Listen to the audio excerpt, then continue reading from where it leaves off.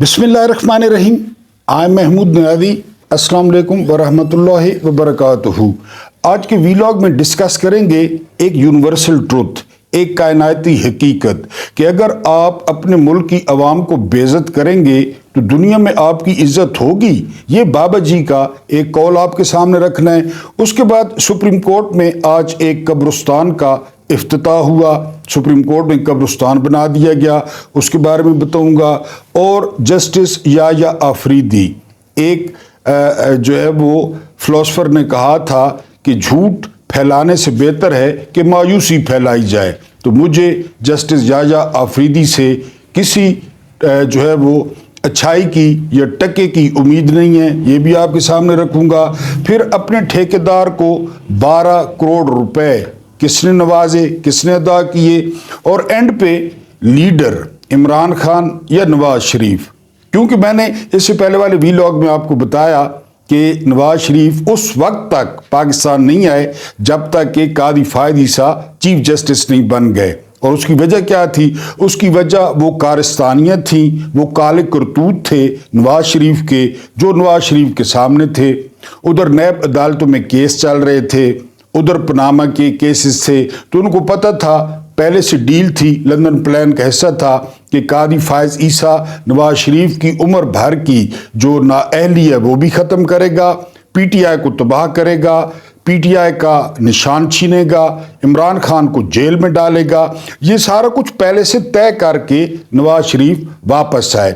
और उसकी मिसाल ये है कि आज जस्टिस कादी फायद ईसा रिटायर हुए, गटर का और तारीख के कूड़ेदान का हिस्सा बने, और उसके साथ ही नवाज शरीफ अपने आबाई वतन, जहाँ पे उनकी औलाद है, जहाँ पे उनकी ईदें हैं, जहाँ पे उनका माल है, जहाँ पे उनकी जायदादें हैं, लंदन जो है वो रवाना हो गए। अब हम आते हैं दूसरी तरफ, इमरान खान।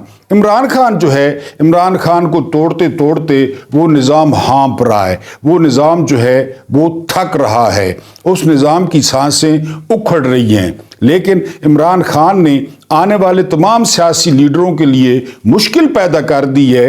मैंने पहले वाले वीलॉग में बताया कि जेल काटी तो पहले भुट्टो साहब ने काटी, या फिर अब जेल काट रहे हैं इमरान खान। बाकी सारा ड्रामा है, सारा ढकोसला है, सबके अंदर सेटिंग्स होती हैं। इसी दिन के लिए ये जेलर लगवाते हैं, ये थानेदार लगवाते हैं, ये एसपी लगवाते हैं, ये एसएसपी लगवाते हैं।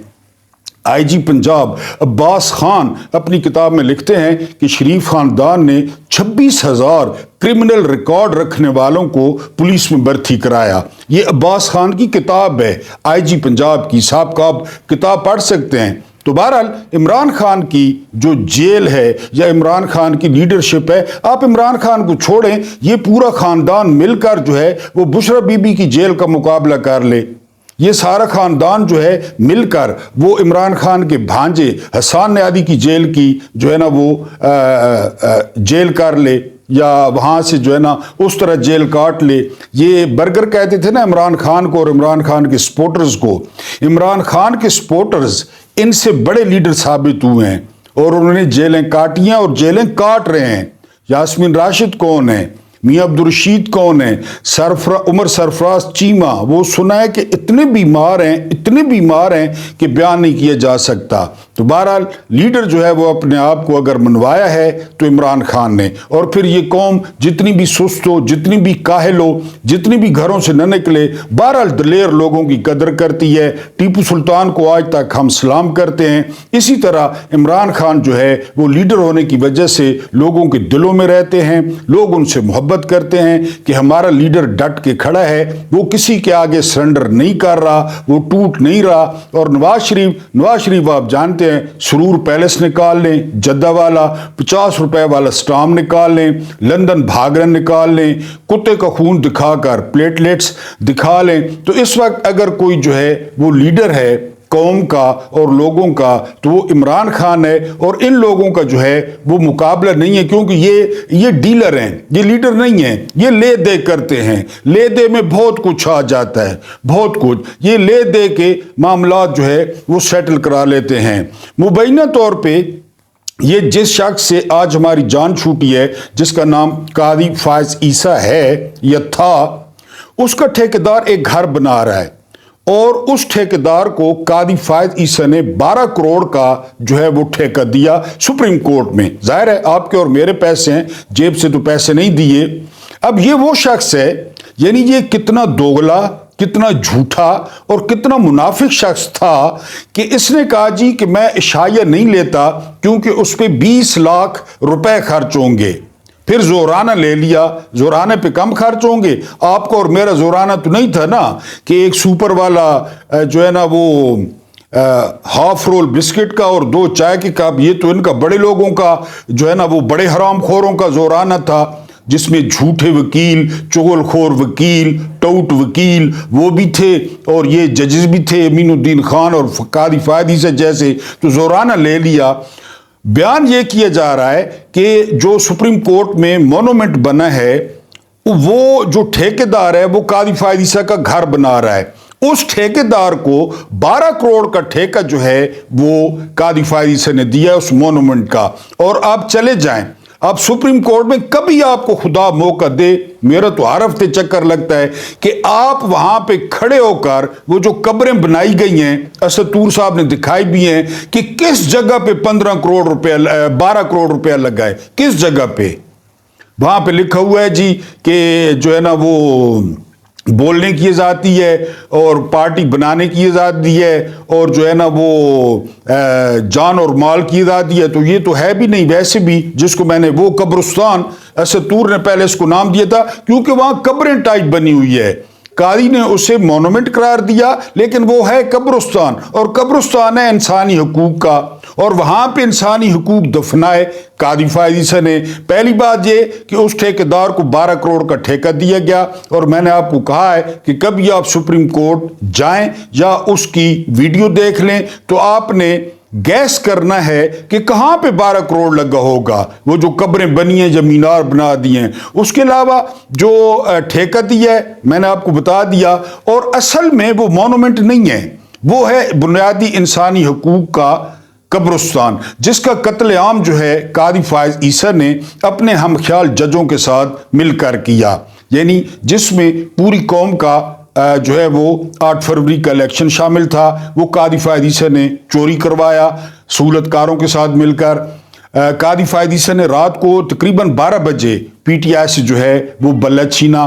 قاضی فائز عیسیٰ نے جو ہے حرام خوروں, رشوت خوروں, ہڈ حراموں, یہ جو بیوروکریسی والے ہیں ان کے تحت الیکشن کروائے, اور جوڈیشری سے آفیسرز نہیں دیے, بیوروکریسی کے انڈر کرائے, کیونکہ قاضی فائز عیسیٰ کو اوپر سے حکم تھا کہ یہ ہمارے انڈر ہیں. ابھی آپ کو بتا چکا ہوں اسی دن کے لیے یہ بھرتی کرتے ہیں. سندھ پورے کا پورا وہ زرداری نے بھرتی کیا ہوا ہے. یعنی یہ ادھر پنجاب میں جو بیوروکریسی ہے, جو پولیس ہے, وہ شریف خاندان کی نوکر ہے, تنخواہ پاکستان سے لیتے ہیں. اسی دن کے لیے وہ بھرتی کراتے ہیں کہ ایک دن ہمارے کام آئیں گے, چور ہیں, 2 نمبر ہیں, چوری پکڑی جائے گی اور ہماری منی لانڈرنگ پکڑی جائے گی, لہٰذا اسی دن کے لیے یہ رکھتے ہیں.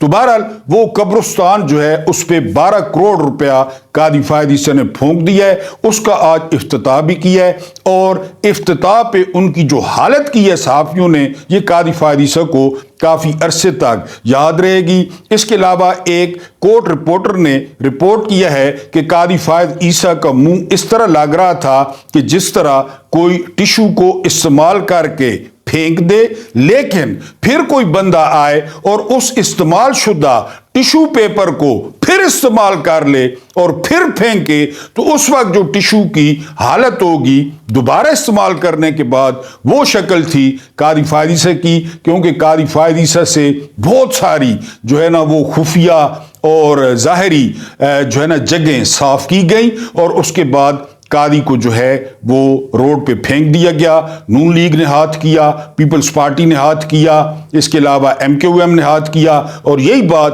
ہم اپنے قابل احترام, محترم اور بڑے جو سفید داڑھیوں والے ہیں, جو اسٹیبلشمنٹ ہے, ان کو بھی سمجھاتے رہتے ہیں کہ یہ اینڈ پہ یہی کرتے ہیں, آپ جو مرضی ہے ان کے ساتھ کر لیں. بہرحال قاضی فائز عیسیٰ نے اس قبرستان کا افتتاح کیا, اور اس قبرستان میں پاکستانیوں کے جو ہے وہ بنیادی انسانی حقوق دفن ہے, جو قاضی صاحب نے اپنے یاروں کے ساتھ مل کر دفن کیے. اس کے بعد جسٹس یحییٰ آفریدی, पहला सवाल तो उस वक्त उठा जब जस्टिस याया आफरीदी ने ये ऑफर कबूल की। अब कोर्ट रिपोर्टर कह रहे हैं कि ये हो ही नहीं सकता कि याया आफरीदी को पहले एतमाद में न लिया गया हो, यानी सैयद मंसूर अली शाह और जस्टिस मुनीब अख्तर उस दिन रेडार पे आ गए जिस दिन उन्होंने खवातीन की मखसूस नशिस्तों का फैसला वो पीटीआई के हक में दे दिया और ये करार दिया कि पीटीआई एक सियासी जमात थी, है और रहेगी, और ये जो वोट पड़ा है ये पीटीआई को पड़ा है। ये जो तीर था ना वो कहीं पे जाके बड़ा सख्त लगा कि वोट पीटीआई को पड़ा है, इमरान खान को पड़ा है। ये जो इन्होंने फैसला दिया तो सैयद मंसूर अली शाह वो भी बुक में से, गुड बुक में से निकल गए और जस्टिस मुनीब अख्तर भी गुड बुक में से निकल गए। फिर उन्होंने जिस तरह 26वीं तरमीम करवाई, जिस तरह 63A कादी ने ख़त्म किया, जिस तरह मार कुटाई हुई, मार धाड़ हुई और 26वीं तरमीम वो पास हो गई। और उसके बाद कि जी 3 का पैनल जाएगा, हालांकि मौलाना फजल रहमान वो रिकॉर्ड पे कह चुके थे कि हमारे साथ सैयद मंसूर अली शाह की बात हो गई है कि उनको नोटिफिकेशन होगा, लेकिन फजल रहमान साहब आपको पता है बादशाह आदमी है, तो फिर पैनल भेज दिया गया और याया आफरीदी तीसरे नंबर पे थे, उन्होंने ऑफर कबूल कर ली। अब इस पे 2 आ रहा है। एक राय ये है कि निज़ाम ने याया आफरीदी को पहले एतमाद में लिया कि इस तरह हम कर रहे हैं। एक दूसरी राय इसके बिल्कुल अपोजिट है। दूसरी राय ये है कि जस्टिस मुनीब अख्तर और जस्टिस मंसूर अली शाह ने और बाकी जो हम ख्याल जजेस थे उन्होंने याया आफरीदी को मशवरा दिया कि वो ये ऑफर कबूल कर लें। अब देखना ये है कि जी जो कोर्ट रिपोर्टर कह रहे हैं कि याया आफरीदी फुल कोर्ट बनाते हैं इस 26वीं तरमीम पे, अगर 26वीं तरमीम पे फुल कोर्ट बन गई और 26वीं तरमीम को उड़ा दिया गया फिर तो पता चल जाएगा, क्योंकि आप ज्यादा से ज्यादा याया आफरीदी को 2 से 3 हफ्ते जो है इसका मार्जिन दे सकते हैं, क्योंकि जज खुद नहीं बोलते, कादी फायद ईसा की तरह जजों के फैसले बोलते हैं। कादी फायद याया आफरीदी ने जब बेंच बनाए, याया आफरीदी ने जब रिमार्क्स दिए तो आपको पता चल जाएगा कि सूरत हाल किस तरफ जा रही है। लेकिन आज के दिन तक जब ये मैं वीडियो कर रहा हूं तो मुझे 1 टके की अच्छाई की उम्मीद नहीं है याया आफरीदी से, क्योंकि याया आफरीदी के बारे में मशहूर है कि जिस तरफ अक्सरियत जाती है उस तरफ ये चल पड़ते हैं, दरमियान दरमियान में रहते हैं, हुसैन के साथ ठीक ठाक दुआ सलाम रखते हैं, यजीद के साथ ठीक ठाक खाना पीना करते हैं। इनका दोनों तरफ जो है ना वो रुझान है याया आफरीदी का। लेकिन जिस तरह मैंने बताया है कि अगर कोई अच्छी बात करेंगे, अच्छा फैसला करेंगे, जिस तरह उन्होंने कहा है कि वो दूर दराज अदालतों में जाएंगे, बड़ी अच्छी बात है, लेकिन जब जाएंगे तो उस वक्त देखेंगे और हम भी तारीफ करेंगे कि याया आफरीदी जो है वो सुप्रीम कोर्ट अपनी वापस ले रहे हैं, अपने इख्तियारात वापस ले रहे हैं, क्योंकि अभी तो सुप्रीम कोर्ट को बिल्कुल ही आप ऐसे समझें कि एक जो है ना वो किसी ऐसे इदारे की तरह या मरकज़े जो हैवानात है उस तरह बना दिया गया है, क्योंकि अब जो है ना वो आजम नदीर तारड़ वो अपने दफ्तर में बैठ के तरमीम में लिख रहा है कि इसका मतलब ये है, इसका मतलब ये है, आईनी बेंच इस तरह बनेगा, procedure practice and procedure committee इस तरह बनेगी, वो अपने दफ्तर में जो है ना वो लिख के भेज रहा है। तो ये पता चलेगा जब मंडे को कोर्ट खुलेगी, क्योंकि मैंने आपको बताया था कि अमेरिका के चीफ जस्टिस से बड़े मशहूर, उनका नाम था वार्नर, उन्होंने कहा था कि हम आइन के पाबंद हैं, इसमें कोई शक नहीं है, लेकिन अगली बात पे गौर करना है। वार्नर ने कहा था लेकिन आइन वो है जो हम कहते हैं, समझने की कोशिश करें, हम आइन के पाबंद हैं लेकिन आइन वो है जो हम कहते हैं, यानी जिस आइन की तशरीह सुप्रीम कोर्ट करती है वो आइन होता है। ये आजम नदीर तारड़ कौन है? ये जो है ना ब्रोकर, ये अपने दफ्तर में तशरीहें कर रहा है कि जी इसका मतलब ये है और इसका मतलब ये है। बहरहाल ये पता चल जाएगा याया आफरीदी का। और फिर मंसूर अली शाह, आपको पहले बताया मंसूर अली शाह बड़े यार गार थे कादी फायद ईसा के, जो दूसरों के लिए गड़ा खोदता है खुद इसमें गिरता है। रेफरेंस से मंसूर अली शाह ने जो है वो बचाया था कादी फायद ईसा को। कादी फायद ईसा नमक हराम था और कादी फायद ईसा जिस पे एहसान करो उसके शर से बचो, मौला अली ने फरमाया था। तो मंसूर अली शाह ने रेफरेंस से कादी को बचाया था। इसके अलावा जो है वो منصور علی شاہ نے جو ہے وہ قاضی کے ساتھ جو ہے وہ سارے فیصلے کرتا رہا مل کے اور اسی گروپ میں رہا. بہرحال اب جو ہوا وہ آپ کے سامنے. منصور علی شاہ کو بھی آپ سمجھ آئیے. اب بابا جی کا جو آپ کو بتانا ہے کہ بابا جی کیا فرماتے ہیں. یہ بڑے کام کے بابا جی ہیں, ان کی بات غور سے سنا کریں. بھلا یہ کیسے ممکن ہے کہ عوام تو بے عزت رہیں پاکستانیوں کی طرح لیکن ملک باعزت ہو جائے؟ یہ کہاں پہ لکھا ہے؟ عوام بے عزت ہو اور ملک باعزت ہو جائے. لوگ تو غلام رہیں اور ملک آزاد ہو جائے. یعنی ہم غلام ہوں, ہمیں غلام ہی رکھا گیا ہے نا, ملک کیسے آزاد ہو سکتا ہے؟ اس کے علاوہ اپنے شہریوں کا تو استحصال کریں لیکن خود بین الاقوامی بدماشوں کے استحصال سے محفوظ رہیں. قوم جو ساتھ کھڑی نہیں ہوگی. آپ اپنی قوم کا استحصال کر رہے ہیں, آپ نے اپنی قوم کا جینا حرام کر دیا ہے, آپ اپنی قوم کے گھر آدھی رات کو چھاپے مار رہے ہیں, ان کی بیویاں, مائیں, بہنیں, بیٹیاں, بچے اٹھا رہے ہیں, تو پھر کہاں پہ آپ کی عزت ہوگی اور آپ کس طرح جو ہے نا وہ ہوں گے, آپ جو ہے نا وہ محفوظ رہیں گے؟ بین الاقوامی بدماش آپ پہ پڑیں گے.